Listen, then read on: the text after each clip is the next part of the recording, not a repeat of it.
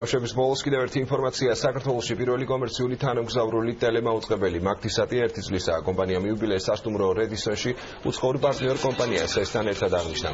კონფერენციაზე ტელემედიის წარმომადგენლებს კომპანიის მუშაობის შესახებ ინფორმაცია გააცნეს. მაუწყებელს 40,000-მდე მომხმარებელი ჰყავს.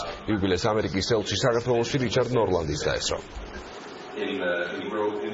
Practically, seriozულად მაგთისატი ამუშავდა ბოლო რამოდენიმე თვის განმავლობაში, როდესაც სრულიად დაემატა ყველა ქართული არხი ჩვენს ასე ვთქვათ არხების ჩამონათვალს.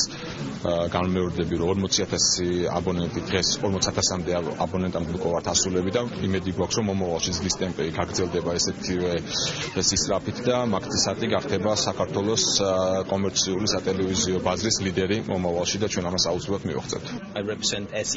დღეს მაგთისატს ერთი წელი შეუსრულდა. მაგთისატი დღევანდელ ბაზარზე გთავაზობს 100 მეტაპს. დღესდღეობით სატელიტურ არხებს შორის მეორე ადგილზე ვართ და ვიმედოვნებ ძალიან მალე ლიდერის პოზიციას დავიკავებთ.